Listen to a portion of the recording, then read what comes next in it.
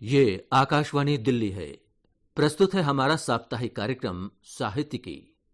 साहित्यिकी के आज के इस अंक में आइए सुनते हैं भारतीय प्रसारण दिवस के संदर्भ में आकाशवाणी पर साहित्य से जुड़े कार्यक्रमों पर आधारित परिचर्चा, संवेगों की संवेदनाएं।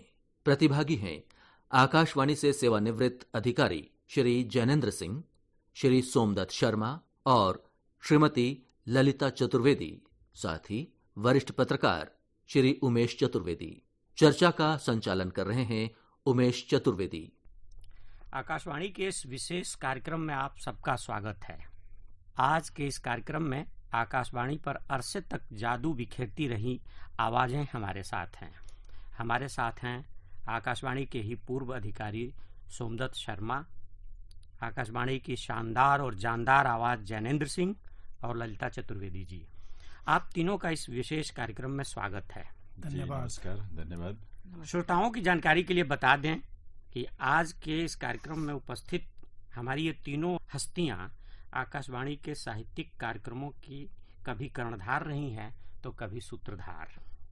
सबसे पहला सवाल सोमदत्त जी आपसे, आकाशवाणी पर प्रसारित होते रहे साहित्यिक कार्यक्रम किस तरह से श्रोताओं को स्पंदित और संवेदित करते रहे हैं? सबसे बड़ी चीज यह है कि आकाशवाणी तो माध्यम रहा है कार्यक्रमों के प्रसारण का, और इस तरह जो लेखक लिखता है या कवि बोलता है वो सारी चीजें जनता तक पहुंचती हैं। तो संवेदना तो तब पैदा होती है जब कोई किसी चीज को सुनता है या पढ़ता है। तो आकाशवाणी इस तरीके से बहुत बड़ा माध्यम है और बहुत बड़ी श्रोता समूह है जहां तक आकाशवाणी की रीच रही है। अब तो यह है कि लगभग 98% जनता आकाशवाणी की श्रोता है आज की तारीख में। तो संवेदना का क्षेत्र बहुत बड़ा है, पहली बात। दूसरी चीज यह है जो कंटेंट यहाँ क्रिएशन होता है, जो विषय यहाँ से प्रवर्तित होते हैं, उसमें सबसे ज्यादा चीजें जो होती हैं वो राष्ट्रीयता, राष्ट्रीय विकास, मानवीयता, इन सारी चीजों को लेकर के प्रसारित होती हैं। जैसे नाटक के अगर हैं तो मानवीय संवेदनाओं के नाटक होंगे, या वार्ताएं अगर हैं तो वैचारिक दृष्टि से महत्वपूर्ण वार्ताएं होंगी, है ना। तो ये इस तरीके के कार्यक्रम हैं जो लोगों को संवेदित करते हैं और जागृत करते हैं। तो मुझे लगता है कि पिछले 86 या 90 वर्षों के इतिहास में आकाशवाणी का ये सबसे बड़ा योगदान है कि वो लोगों की संवेदनाओं से जुड़ता है और दोनों तरह से जुड़ता है। यहाँ के लोग जनता के बीच में भी जाते हैं और जनता के बीच के लोग यहाँ भी आकर के अपनी बातें रखते हैं। तो जनता से जो जुड़ाव है वो जनता की जरूरतों के बारे में भी पता चलता है और जनता किन चीजों से संवेदित होती है ये भी पता चलता है। ये महत्वपूर्ण पड़ाव है। हम लोग जिस पीढ़ी से हैं, मैं भी अपने आप को आप ही लोगों की पीढ़ी में रखता हूँ, थोड़ा ही छोटा हूँ, उस पीढ़ी के मन में रेडियो को लेकर के एक खास छवि रही है। खेत खलिहान में बैलों के गले में बंधी घुंघरू या घंटियों की आवाज के बीच में आकाशवाणी की आवाज गूंजती रही है। कभी लोक साहित्य के रूप में, कभी लोक रंग के रूप में, कभी खेत खलिहान की बातों के रूप में, शाम को गीतों के रूप में भी रहता है। अपने घरों में हम लोग सुनते रहे, समाचार भी रहा है। साहित्यिक प्रोग्राम, साहित्यिक कार्यक्रम किस तरह से, ललिता जी ये सवाल आपसे है कि किस तरह से आप लंबे समय तक साहित्यिक कार्यक्रम बनाती रही हैं इसी आकाशवाणी में, किस तरह से आपके मन में रहती थी कि हमें क्या करना है, क्या अपने श्रोताओं को देना है और किस तरह से साहित्य की सेवा करनी है या साहित्य का लाभ अपने श्रोताओं तक पहुंचाना है, क्या रहता था? देखिए, जो आकाशवाणी का सूत्र वाक्य है कि बहुजन हिताय बहुजन सुखाय, तो एक हमारे दिमाग में समग्र चित्र बहुजन का तो रहता ही था। और उस बहुजन में 70% ग्रामीण लोग भी थे, 30% पढ़े लिखे लोग भी थे। उनकी संवेदनाओं को समेटना और फिर एक साहित्यिक आकार दे के प्रसारित करना, ये हम लोगों का मूल रहता था उद्देश्य। उसमें मैंने विभिन्न कार्यक्रम किए, महिला कार्यक्रम में भी साहित्यिक कार्यक्रम किए कि महिलाएं किस तरीके से अपने छोटे से समय में किस तरीके से अपने आप को काम में व्यस्त रखते हुए भी थोड़ा सा मानसिक विकास कर सकें, थोड़ी सी आत्मनिर्भर बन सकें और उनका मनोरंजन भी हो। आज से अगर हम 90 सालों की यात्रा देखें तो किसी जमाने में तो जांत पर भी स्त्रियां गाना गाते हुए श्रमसाध्य गीत गाया करती थी, पर अब परिस्थितियां बदली हैं, विकास ने हमारा वो रूप बदल दिया।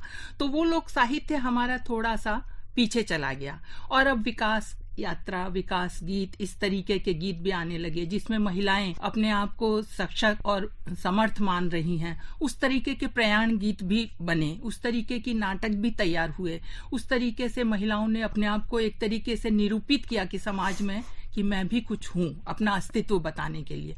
और इस तरीके के साहित्य को हमने महिला कार्यक्रम में चुन चुन करके उनको प्रेरित करने के लिए, उनको शिक्षित करने के लिए प्रसारित भी किया। अब साहित्यिक कार्यक्रम में हमने कोशिश किया कि आम व्यक्ति, जो बूढ़ा व्यक्ति है अगर रेडियो सुन रहा है, जो दिव्यांग जन हैं, जो सिर्फ रेडियो पर ही आश्रित हैं, बहुत ज्यादा उम्र वाले लोग जो आंखों से दूरदर्शन नहीं देख सकते, वो रेडियो ही सुन सकते हैं, तो उनके अनुरूप भी कार्यक्रम बने, उनको उनके समय की चीज भी मिले और आज क्या हो रहा है ऐसा भी मिले। तो कभी कभी हम पुरानी ऐतिहासिक और कालजयी रचनाओं को लेकर निरंतर प्रसारित करते रहे। उस क्रम में भी हमने कुछ प्रेमचंद के उपन्यासों को प्रसारित किया, उनको स्वर दिया, उनके धारावाहिक प्रसारित किए, और इसी तरीके से हमने कुछ नाटक भी आकाशवाणी ने तैयार किए। लहरों के राजहंस है या कामायनी का भी काव्य रूप आकाशवाणी से प्रसारित हुआ। ये अपने आप में एक बड़ी उपलब्धि थी। और उसके लिए संगीतमय प्रस्तुति करना ताकि उबाऊपन न लगे, श्रोता उससे जुड़े रहें और एक क्रमिकता बनी रहे। आज हमने सुना, अब हम कल सुनेंगे या अगला जो अंक आएगा उसको सुनेंगे। उसके लिए आकाशवाणी एकल व्यक्ति का ये कार्यक्रम नहीं तैयार करने की भूमिका थी, उसमें थोड़ा समूह भी लगता है। संगीत के कलाकार, संगीत के लोगों का भी सहयोग मिलता था, ड्रामा के आर्टिस्ट भी आते थे और अच्छे चुनिंदा लेखकों को भी हम अपने साथ जोड़ते थे ताकि उस तरीके की रचनाएं हम लेकर के और वैसे कार्यक्रमों को तैयार करें और प्रसारित करें। जैनेन जी, आपने रेडियो का स्वर्णकाल भी जिया है, देखा है, और आज के रेडियो के साथ भी आपने काम किया है, काम कर ही रहे हैं। इन दोनों युगों के बीच में जो साहित्य की यात्रा रही है, खासतौर पर आकाशवाणी के जरिए, उसको आप किस तरह से देखते हैं, किस तरह से उसको परिभाषित करना चाहेंगे, किस तरह से उसको बताना चाहेंगे? जी उमेश जी, दरअसल मेरा तो पदार्पण ही आकाशवाणी में कहानी के जरिए हुआ, क्योंकि पहली बार मैं आकाशवाणी के स्टूडियो जब गया था तो एक कहानी मुझे युवाणी के जो प्रोड्यूसर थे उन्होंने कहा कि कुछ लिख कर ले आओ, मतलब पढ़ता था, तो एक कहानी मैंने माँ शीर्षक था उसका, वो लिखी और मैं लेकर गया। तो ये मेरी शुरुआत थी। आज चूंकि साहित्य को लेकर चर्चा हो रही है तो मुझे उस पल की भी बहुत याद आ रही है। और वो दौर जो आकाशवाणी इलाहाबाद में जब मैंने शुरुआत की थी आकस्मिक उद्घोषक के रूप में, तो उस समय महादेव वर्मा, राम कुमार वर्मा, इस तरह की विभूतियां वहां थी और वहां चर्चाओं में ये बहुत आम बात होती थी। पंत जी का उल्लेख हो, शेखर जोशी का उल्लेख हो, उपेंद्र नाथ का, वो लोग आते भी रहते थे वहां पर। तो आकाशवाणी को मैंने उन्हीं के नजरिए से या उन्हीं के संदर्भ में ये समझा कि अगर सृजन का कोई बहुत बड़ा मंदिर है तो आकाशवाणी है जिस रूप में ये भूमिका निभा रहा है। लेकिन हम जब 90 वर्षों की बात कर रहे हैं तो एक तो ये होता है कि हम उसका विवरण दें श्रोताओं को, दूसरी चीज होती है उसका विश्लेषण करें, और वो करना जरूरी है क्योंकि 90 वर्षों की आप बात कर रहे हैं। तो अब जब आकाशवाणी अकेला, पहले ऑल इंडिया रेडियो फिर आकाशवाणी के रूप में भी उसका वो जाना गया, तो पहले तो ये कि जब रेडियो अकेला माध्यम था तो एक वो दौर उसका है, दूसरे दौर की शुरुआत होती है जब टेलीविजन का प्रवेश होता है, और तीसरा दौर है जब सोशल मीडिया भी इतने प्रभावशाली ढंग से इस मीडिया के पूरे परिदृश्य को प्रभावित कर रहा है और बहुत गहरे तक प्रभावित कर रहा है। तो इसमें साहित्य कहाँ है? आप टेलीविजन को देख लें, ये जो सबसे महत्वपूर्ण बात है मुझे लगता है कि लोकगीत की चर्चा हो, साहित्य की चर्चा हो, इस तरह समाज की गहन संवेदनाओं की बात हो, आपको सिर्फ और सिर्फ आकाशवाणी दिखाई देगा। क्योंकि टेलीविजन में अगर दूरदर्शन को छोड़ दें तो साहित्य की चर्चा कहाँ होती है? आप सोशल मीडिया पर साहित्य को लेकर कितना गहन चिंतन होता है, और इसलिए मुझे लगता है कि आकाशवाणी ने ऐसी विपरीत और प्रतिकूल परिस्थितियों में भी साहित्य को कम से कम सहेज कर रखा है। और एक बड़ी सौभाग्य की बात हमेशा हम सबको ये लगती रही कि आकाशवाणी इसकी शुरुआत हुई थी और स्वतंत्रता के बाद से खास तौर पर देश के सबसे प्रतिष्ठित साहित्यकार जो है इसके साथ जुड़े रहे। उनका जुड़ाव सीधे आकाशवाणी के हिस्से के रूप में भी रहा क्योंकि वो इसका हिस्सा रहे नियमित रूप से। जैसे पंजी थे चीफ प्रोड्यूसर के तौर पर, 1957 की बात है, तब तक मेरा ख्याल है वो प्रोड्यूसर रहे यहाँ पे आकाशवाणी के। अमृतलाल नागर जी प्रोड्यूसर रहे, कमलेश्वर जी बहुत बाद तक आप जानते हैं कि एडीजी के रूप में रिटायर हुए, अश्क जी रहे, जगदीश चंद्र माथुर, मुद्रा राक्षसी, ऐसे आपके बहुत एक लंबी लिस्ट है, सूची है, जो सीधे सीधे रेडियो में रहते हुए उन्होंने साहित्य सृजन को, और मुझे लगता है साहित्य सृजन वो बाहर रहते तो भी करते, लेकिन एक संस्कार साहित्य का उन्होंने आकाशवाणी को, आकाशवाणी में काम करने वाले को और आकाशवाणी सुनने वालों को दिया। और ये संस्कार जो मैं कह रहा हूं ना, ये भाषा का भी है, शैली का भी है, सृजन का भी है।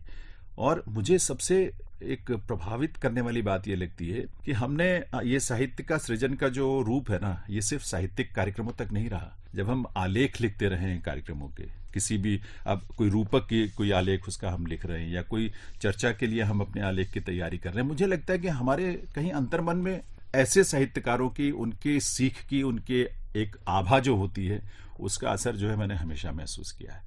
वैसे मुझे अगर बहुत सारे लोग ऐसे हैं जो नहीं जानते होंगे कि मैं आकाशवाणी में हूं और मैं कुछ चर्चा कर रहा हूं, कार्यक्रम कर रहा हूं, तो जब मैं बताता हूं कि आकाशवाणी में हूं तो उनको एक स्वाभाविक सा उनकी प्रतिक्रिया होती है कि ये तो होना ही है क्योंकि आप आकाशवाणी से हैं, आपकी भाषा ऐसी होनी है, परिष्कृत होनी है, अच्छी होनी है। तो मुझे लगता है कि हमें एक प्रसारक के रूप में भी जो साहित्य सृजक रहे हैं आकाशवाणी में, उन्होंने हमें प्रभावित किया, सीधे तौर पर, प्रत्यक्ष तौर पर या अप्रत्यक्ष रूप में। दूसरी बात, जो लोग आकाशवाणी में नहीं रहे उसके बाहर रहते हुए भी उन्होंने उसका प्रभाव, क्योंकि वो कभी, हमने ये भेद ही नहीं किया कि वो आकाशवाणी का हिस्सा नहीं है। जो संगीत की परंपरा से जुड़े हो, लोकगीत या लोक संगीत हो या साहित्य हो, ये ऐसी विधाएं हैं जो आकाशवाणी के भीतर जो काम कर रहे हैं वो, या बाहर हैं, बाहर से काम कर रहे हैं, वो एक ही परिवार का हिस्सा माने जाते रहे। तो इसलिए बाहर रहते हुए भी उन्होंने वही प्रभाव छोड़ा है, हम पर छोड़ा मतलब श्रोताओं पर छोड़ा है। और एक और चीज मैं बहुत आकाशवाणी की बहुत ही महत्वपूर्ण भूमिका मानता हूं, क्योंकि मैं उसी प्रक्रिया से निकला हुआ हूं कि जो मुख्य साहित्यिक कार्यक्रम हुआ करते थे वो तो अलग, उनका एक मयार, उनकी स्थिति थी। युवाणी जैसे कार्यक्रम जिसमें ऐसे युवा जिनको पता भी नहीं है कि वो कुछ सृजन करने की स्थिति में है कि नहीं है, लेकिन उनके अंदर कुछ है, कुछ वो अपने आप को, अपनी संवेदनाओं को व्यक्त करना चाहते हैं, चाहे वो कविता के रूप में हो, कहानी के रूप में हो। और जब हम साहित्य की बात करते हैं तो उसमें सारी विधाएं आ रही हैं। तो ऐसे युवाओं को आकाशवाणी ने ही मंच दिया। आप हजारों, लाखों नहीं, करोड़ों ऐसे लोग, जब आकाशवाणी जब से अस्तित्व में आया, ऐसे लोगों के उदाहरण हमें मिल सकते हैं जो कहीं न कहीं किसी न किसी स्तर पर उन्होंने आकाशवाणी में शुरुआत की। आकाशवाणी से भी पहले मुझे तो लगता है कि शायद बच्चों के कार्यक्रम में कहीं शुरुआत की हो, जहां उन्होंने कुछ कविताएं लिखी हो, कुछ भी ऐसा सृजन किया हो। तो सृजन की ये प्रक्रिया आकाशवाणी ने हमें बचपन से, और मैंने ऐसे अनेकों उदाहरण, मैं व्यक्तिगत तौर पर जिन्हें जानता हूं, जब वो कहते हैं कि मैंने अपना पहला प्रसारण, पहली कहानी आकाशवाणी में लिखी, युवाणी में लिखी, पहला कार्यक्रम युवाणी में किया, पहला आलेख युवाणी में लिखा, तो मुझे लगता है कि एक बहुत मजबूत और सशक्त जमीन अभिव्यक्ति की और संवेदनाओं की अभिव्यक्ति की वो इस रूप में आकाशवाणी ने तैयार की है। जी। लेकिन आपकी बात को थोड़ा सा ज्ञानेंद्र जी आगे बढ़ाना चाहूंगा और मैं बताना चाहूंगा श्रोताओं को कि आपने कहा जो बीबी केसकर सूचना और प्रसारण मंत्री थे, शायद उन दिनों सूचना और संचार मंत्री कहा जाता था, और तब वो रेडियो के महानिदेशक के रूप में जगदीश चंद्र माथुर जी को लाए, जो ICS अफसर थे और बड़े अच्छे साहित्यकार थे। उनके नाटक तो हम सब पाठ्यक्रमों से लेकर के बाहर तक पढ़े हैं। हाँ, उनके नाटक, एकांकी। तो उन्होंने एक नीति बनाई थी कि रेडियो को गढ़ना है तो हर भाषा के साहित्यकारों को, लेखकों को जोड़ना है। जो आप बात कर रहे थे मैं थोड़ा सा उसको आगे बढ़ा रहा हूँ। तो मुझे लगता है कि आकाशवाणी ने संस्कार दिया, और मैं भी 5वें दशक में पहुंच गया हूँ। तो हम लोग भी बचपन में स्कूल से बल्कि निर्देश मिलता था कि सुबह शाम आकाशवाणी के समाचार सुनो और उससे भाषा परिष्कृत, परिनिष्ठित, या आप जो भी कहें कि वो अच्छी होगी। एक अखबार था, मैं जहां से आता हूं, उस अखबार को सुझाया जाता था और आकाशवाणी को सुझाया जाता था। तो इसी बात को आगे बढ़ाते हुए कहते हैं कि जो सोमदत्त जी कार्यक्रम है रेडियो का एक खास तरह से तो होगा ही। जैनेंद्र जी ने कहा भी कि उसके खास तरह से विधा में लिखना भी होता है। हम सब भी लिखते ही हैं, जब रेडियो के लिए लिखते हैं तो अखबारों के लिए लिखते हैं तो अलग ढंग से लिखते हैं, या जो भी है। किस तरह से रेडियो ने साहित्य को इस तरह से प्रभावित किया अपने ढंग से? देखिए, मैं दो बातें आपको बताऊंगा। एक तो अभी सृजन और संवेदना की बात जैनेंद्र जी ने की, बहुत अच्छी बात है उनकी।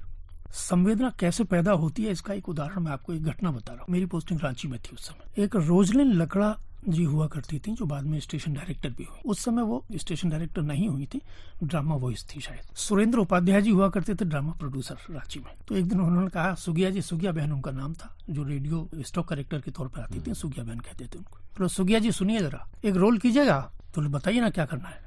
तो एक प्रेग्नेंट लेडी का रोल करना है। तो उनका, ये उपाध्याय जी, हमारा तो अभी शादी नहीं हुआ, हम कैसे प्रेग्नेंट लेडी का रोल करेंगे। फिर थोड़ी देर सोच करके उन्होंने कहा कि अच्छा स्क्रिप्ट जरा भेज दीजिए हमारे। उनका रिक्शे वाला आता था शाम को, और वो स्क्रिप्ट लेकर के रिक्शे में बैठ करके घर जाने लगी, तो वो स्क्रिप्ट पढ़ना शुरू कर दिया उन्होंने। थोड़ी देर के बाद उन्होंने देखा कि इमोशंस डेवलप होना शुरू हो गए। रिक्शे वाले को लगा कि मैडम की तबीयत खराब हो गई, तो वो उनको हॉस्पिटल ले गया। है ना। तो जब हॉस्पिटल के गेट पर पहुंचे तो उन्होंने कहा, ये रिक्शा वाला तुम हमको यहाँ कैसे ले आए? तो मैडम आप ठीक है ना? बोले मुझे क्या हुआ? बोले नहीं आप ऐसा ऐसा कुछ कर रही थी, तो बोले नहीं मैं तो नाटक की स्क्रिप्ट पढ़ रही थी। संवेदना जनता से जुड़ करके पैदा होती है, और इस तरीके के बहुत सारी चीजें हमारे कलाकारों ने करके दिखाया है। दूसरी चीज यह है कि साहित्य यहाँ दो तरीके से गढ़ा गया। एक तो आकाशवाणी ने साहित्यकारों को यहाँ जोड़ करके, जैसे जैनन जी ने और ललिता जी ने आपने बताया, साहित्यकारों को जोड़ा और साहित्य पैदा हुआ। दूसरा यह हुआ कि आकाशवाणी अवधि का माध्यम है। अवधि का माध्यम मतलब उसने चीजों को छोटे छोटे टाइम स्लॉट की बात हाँ कर रहे टाइम स्लॉट में बांट दिया। पहले आधा घंटे की वार्ता हुआ करती थी, बाद में लगा नहीं बहुत बड़ी वार्ता होती, कोई नहीं सुन पाता इसको, तो 4.5 मिनट की टॉकलेट्स, उसको नाम दिया गया टॉकलेट्स, लघु वार्ता है उसको। उस 4.5 मिनट की वार्ता में सारी बात कहना है। मुझे याद है डॉक्टर रामस्वरूप चतुर्वेदी, मैं पढ़ता था उस समय, ये 77 से पहले की बात है, उन्होंने सभी विद्यार्थियों को सूचित किया कि आज रात में मेरी टॉक आएगी, उसको सुनना, 4.5 मिनट की है, कामायनी पर है। और साहब आप ताज्जुब करेंगे, उस 4.5 मिनट में उन्होंने विश्व साहित्य से परिचय करा दिया कामायनी के माध्यम से। ये रेडियो का कमाल है कि भाषा को इतना सुगठित बना देना और विचार को इतना सुगठित कर देना कि कम से कम समय में कम से कम शब्दों में अपनी बात कर सकते। नंबर 1, बहुत सारे ऐसी विधाएं रेडियो ने क्रिएट की, जैसे एकांकी तो पहले भी था, दशरथ ओझा ने बहुत सारे एकांकी चर्चा की, लेकिन रेडियो के हिसाब से एकांकी को डेवलप करना ये रेडियो की अपनी करामात थी, है ना, क्योंकि उसका तकनीकी जो विधान है वो एकदम मंच के विधान से एकदम अलग विधान होता है। दूसरा, तीसरी चीज ये हुई है कि जैसे रेडियो फीचर है आपका, रेडियो फीचर रेडियो की अपनी विधा है, जिसने अपने कारण से वो फीचर डेवलप हुआ, वो विधा डेवलप हुई। तो दोनों तरफ से ये प्रक्रिया चली है। साहित्यकारों ने बाहर से रह करके भी साहित्य रचा है आकाशवाणी के लिए, और आकाशवाणी ने अपनी जरूरत के हिसाब से भी साहित्य को रचवाया है। ये बड़ा कंट्रीब्यूशन आकाशवाणी का है। दूसरी चीज एक और मैं बता दूं, पिछले 90 वर्षों के इतिहास में आकाशवाणी में बहुत बड़े बड़े काम हुए होंगे, निश्चित रूप से काम हुए होंगे, लेकिन ज्यादातर काम हवा में उड़ गए, जो आकाशवाणी के पास नहीं है। लेकिन 2 चीजें ऐसी हैं आकाशवाणी के पास जिनका भंडार आकाशवाणी के पास है और जो दुनिया में कहीं नहीं है। पहली चीज, रेडियो जीवनियां। मेरे ख्याल से कम 150-200 जीवनियां रेडियो के पास होंगी। नंबर 1, रेडियो की जो आर्काइव्स है उसमें कम से कम नहीं तो 50,000 घंटे से ऊपर की रिकॉर्डिंग हमारे पास है, और वो जीवनियां ऐसी हैं कि अगर वो सामने आ जाए और सारा साहित्य रिकॉर्डिंग्स अगर उसको प्रिंट में आ जाए तो देश को देखने का नजरिया बदल जाएगा। ये इतनी पावरफुल आपकी आर्काइव्स है। तीसरा जो सबसे महत्वपूर्ण काम आकाशवाणी किया है, देश की लोक संपदा को बचाने का काम आकाशवाणी ने किया है। उससे पहले 2 लोगों ने ये काम किया था। पंडित रामनरेश त्रिपाठी जी ने लोकगीतों को सुन करके इकट्ठा किया था, लगभग 15,000 गीत उन्होंने इकट्ठे किए। देवेंद्र सत्यार्थी जी ने ये काम किया, कई भाषाओं में काम किया, और लोग कहते हैं कि उन्होंने 3 लाख गीत इकट्ठे किए। लोग क्लेम करते हैं, मेरा कोई ये आधार तो नहीं है कि मैं ये कहूँ कि उन्होंने नहीं किए, जरूर किए होंगे, लेकिन वो संपदा कहाँ है, बहुत छोटा सा हिस्सा उसका प्रकाश में आया है। प्रकाश मनु जी ने एक आर्टिकल लिखा था, उसमें उन्होंने क्लेम किया था कि 3 लाख गीत इकट्ठे हुए। मैंने उनसे पूछा कि आपने 3 लाख गीत क्लेम कर रहे हैं आप, वो गीत है कहाँ? तो उनका कुछ तो प्रकाशित हुए हैं, लेकिन मैंने ट्रंक में भर करके रखे हुए देखे हैं। तो मैंने कहा अब वो ट्रंक कहाँ है? तो बोले कि पानी में खराब हो गया। इतनी सारी मेहनत, उनको तो पद्म पुरस्कार मिला था। इतनी बड़ी जो संपदा थी उनके पास, उस संपदा का देश को कोई लाभ नहीं मिला, और धीरे धीरे वो संपदा लुप्त होने। आकाशवाणी ने यह काम किया। लगभग 40,000 गीत, लगभग, कम ज्यादा कुछ हो सकती है, संख्या इधर उधर हो सकती है। हजारों गांव तक हमारे अपने आकाशवाणी के कार्यक्रम अधिकारी और कार्यकर्ता गए, वहां घर घर जाकर के रिकॉर्डिंग, गांव गांव जाकर के रिकॉर्डिंग हुई। कुछ लोग नाराज भी हुए जो प्रोफेशनल्स थे। तो ये एक पैरामीटर तय किया गया उसका कि प्रोफेशनल्स से हम ये गीत नहीं गवाएंगे, ये रिकॉर्डिंग घर घर जाकर के होगी। वो रिकॉर्डिंग घर में जाकर के हुई, वहीं हाथ के हाथ वो स्क्रिप्ट लिखी गई, उसके बाद उसका हिंदी अंग्रेजी ट्रांसलेशन हुआ, फोटोग्राफी हुई, वीडियोग्राफी हुई, और उसके बाद में वो सारी की सारी संपदा आज आकाशवाणी की धरोहर है। तकरीबन 175 भाषाओं के लोकगीत आज आकाशवाणी के, ये 3 तरह के गीत हैं उसमें। एक जन्म से लेकर मृत्यु तक के संस्कार गीत हैं, दूसरा अब विविध अवसरों पर गाए जाने वाले गीत हैं, जैसे मेले ठेलों पर गीत होंगे, व्यक्ति विशेष से जुड़े हुए गीत, जैसे गांधी या बाबू कुंवर सिंह, इस तरीके के लोग, नरसिंह भगत, इस तरीके के लोग। नदियों से जुड़े गीत, पर्वतों से जुड़े गीत, वृक्षों से जुड़े गीत, पशु पक्षियों से जुड़े गीत, तमाम तरीके के गीत, व्रत त्योहार से जुड़े हुए गीत, ये इतने किस्म के गीत। और तीसरा लोक गाथाएं। ये गाथाएं, ये इतनी संपदा जो है आकाशवाणी के संग्रहालय में आज है। तो ये आकाशवाणी का मुझे लगता है कि बहुत महत्वाकांक्षी प्रोजेक्ट था, जिस पर बीच में काम रुक गया। मैंने सुना है कि शायद अब फिर से वो रिवाइव हो रहा है वो काम। और ये अपने आप में आकाशवाणी की बहुत बड़ी देन है जो रिसर्चर्स के लिए भी उपलब्ध होगी। हम लोग संवेदना और स्पंदन की भी बात कर रहे हैं और आकाशवाणी की 90 साल की यात्रा की बात कर रहे हैं, और यहाँ तो आकाशवाणी के अवदान योगदान को भी याद करना चाहिए। जो सामयिक घटनाक्रम होता है उसमें भी आकाशवाणी ने अपने ढंग से, इस पर हम चर्चा करेंगे, मैं एक चीज़ जोड़ना चाहूँगा कि हस्तक्षेप किया है और जनमत को प्रभावित करने या जनमत को सही दिशा में प्रभावित करने की भूमिका निभाई है। जैसे चरारे शरीफ का कांड हुआ था, आतंकियों ने उस पर कब्जा कर लिया था, तो उन दिनों रेडियो सबसे प्रमुख माध्यम था। और मैं अभी पढ़ रहा था वीरेंद्र गोहिल जी की किताब, वो फीचर मैंने उनको रातों रात बुलाया गया था कि वहां से फीचर रिकॉर्ड करना है। वो फीचर मैंने ही बनाया था जी। और वो फीचर बनाने के लिए इसलिए आइडिया आया था कि इसके जरिए हम लोगों तक सही सूचना पहुंचा पाएंगे। ऐसे बहुत सारे कार्यक्रम आपने भी बनाए होंगे ललिता जी, कुछ याद आता है तो साझा करिए उसको। पहले तो मैं ये बताऊं कि मैंने आकाशवाणी में लंबे समय तक काम तो किया है, पर आकाशवाणी को जिया भी है। अपने बचपन का एक अनुभव साझा करूंगी। बहुत छोटी थी और जैसा कहते हैं देश काल के हिसाब से आकाशवाणी ने कार्यक्रम तैयार किए। लोक गाथाओं की बात कर रहे थे तो कुछ आकाशवाणी ने भी सृजित किया, मतलब लोक साहित्य। तो मैं रहती थी राजस्थान में और 1965 का युद्ध हुआ। तो जब इस तरीके की घटनाएं होती हैं तो समाज को एक दिशा देने को, समाज का मनोबल ऊंचा करने के लिए आकाशवाणी ने अहम भूमिका निभाई। और एक कार्यक्रम शुरू हुआ क्रमिक, लड़े सूरमा आज जी, मतलब आज एक सूरमा युद्ध कर रहा है, और उसमें रोज की घटनाओं को वो साहित्यिक रूप देते हुए राजस्थानी में एक सोप ओपेरा देते थे। और वो 15 मिनट का कार्यक्रम ऐसा होता था कि हम बच्चे थे पर हम लोगों की भी भुजाएं फड़कती थी और लगता था हाथ में तलवार दे दो, बंदूक दे दो तो अब हम दुश्मनों को काट देंगे, मार देंगे। और वैसा ही कार्यक्रम यहाँ दिल्ली में भी होता था, ढोल की पोल। वो भी बहुत लोकप्रिय हुआ और उसको सबने सराहा भी। तो एक तो ये हुआ। दूसरा, जब मैं खुद युवाणी में प्रोड्यूसर थी 1999 में, तो कारगिल का युद्ध हुआ और मैं साहित्यिक कार्यक्रम जो थे हिंदी के तमाम देखती थी। रोज 2-4 बच्चे आ जाते थे जेएनयू से, दिल्ली यूनिवर्सिटी से, कविताएं लेकर, और तमाम ऐसी कविताएं होती थी जिसमें कारगिल के हमारे सैनिकों का मनोबल बढ़े और आम देश के युवा को प्रेरित करते हुए कि तुम भी अपना कुछ नहीं तो रक्तदान तो करो। इस तरीके के बेहतरीन कविताएं और गीत और गजलें लेकर के युवा आते थे कि शुरू में 2-4 दिन तो मैं चकराई कि मैं क्या करूं।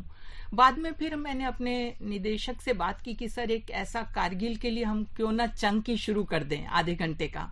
उन्होंने कहा बहुत अच्छा विचार है, और हम उस आधे घंटे में युवाओं की भावनाओं को प्रसारित करते थे जो साहित्यिक रूप से लेके आते थे, और उनमें तमाम समाज के लिए रचनात्मक कार्य होते थे और सब में नैतिक शिक्षाएं थी। देश को एक रहना है इस समय, ऐसी भूमिकाएं होती थी। और उसके बाद हमने एक बहुत बड़ा मंच पर कार्यक्रम भी किया जिसके अंदर हमने एक युवा कार्यक्रम जिसमें सारी विधाओं को शामिल किया।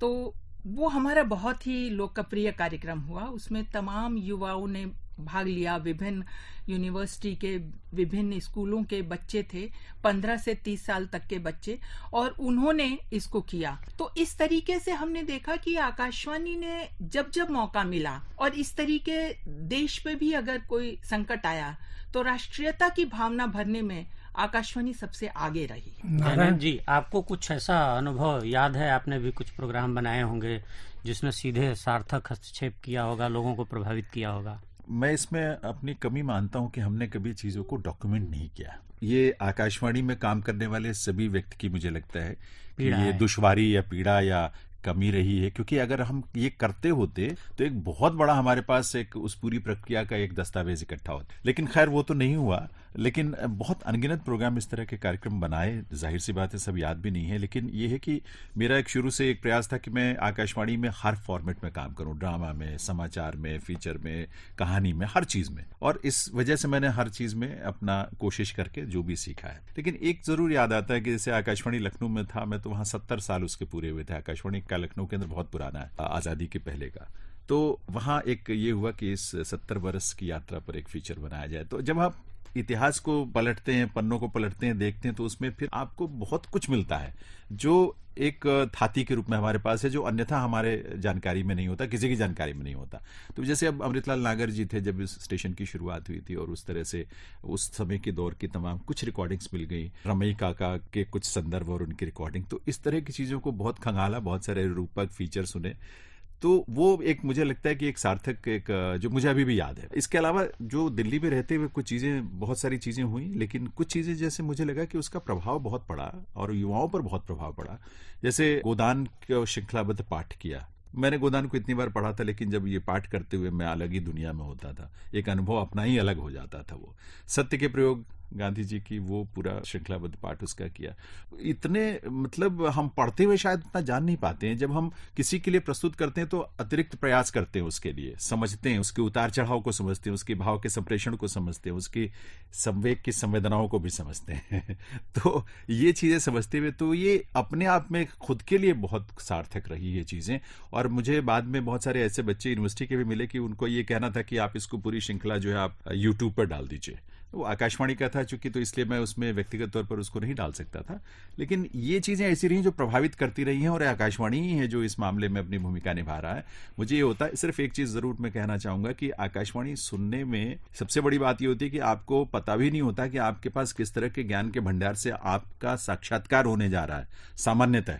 इसलिए आप जब सोशल मीडिया पे होते हैं तो आप अपनी पसंद की चीजें देखते सुनते हैं, लेकिन यहाँ अनायास बिना प्रयास के आपको इतना बड़े भंडार से आपका परिचय होता है, और आप जो विषय शायद सामान्यतः ना सुने वो भी सुन लेते हैं, तो आपको उसके बारे में भी एक जागरूकता, एक समझ पैदा होती है, जो एक व्यक्ति को पूर्ण बनाने में अपनी भूमिका निभाती है। आकाशवाणी इस पूर्णता की यात्रा में व्यक्ति की बहुत मदद करता है। और वो गौरव हमें आकाशवाणी छोड़ने के बाद महसूस हुआ। हम आकाशवाणी से कुछ सूचनाएं प्रसारित करते हैं दिल्ली से।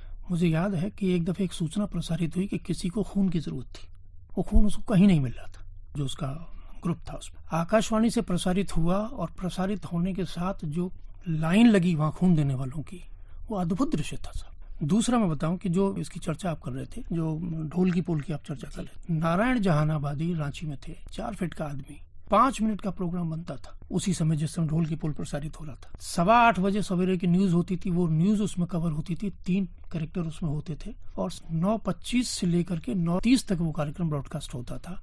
उस 5 मिनट के लिए पूरा दक्षिण छोटा नागपुर जाम हो जाता था। जो जहां था दौड़ करके अपने पान वाले की दुकान पर पहुंचता था उस कार्यक्रम को सुनने के लिए। ये ताकत थी। सोमदत्त जी कह रहे थे ना कि ये अवधि का माध्यम है, तो हमारी समय की सीमा हमें इंडिकेट कर रही है कि हम लोगों को अपनी चर्चा खत्म करनी चाहिए। हालांकि ये हरि अनंत हरि कथा अनंता की तरह की कहानी है, 90 साल की यात्रा, और राष्ट्र के बनने के साथ साथ आकाशवाणी की भूमिका, राष्ट्र को बनाने में भी भूमिका है। बहुत बहुत धन्यवाद आप सबका इस चर्चा में शामिल होने के लिए। धन्यवाद। संवेगों की संवेदनाएं, अभी आप सुन रहे थे ये परिचर्चा। प्रतिभागी थे श्री जैनेन्द्र सिंह, श्री सोमदत्त शर्मा, श्रीमती ललिता चतुर्वेदी, और परिचर्चा का संचालन कर रहे थे उमेश चतुर्वेदी। अब आज का साहित्यिकी का ये अंक यहीं संपन्न होता है। प्रस्तुति सहयोग रहा वंदना का, प्रस्तुतकर्ता थी मधुलिका श्रीवास्तव।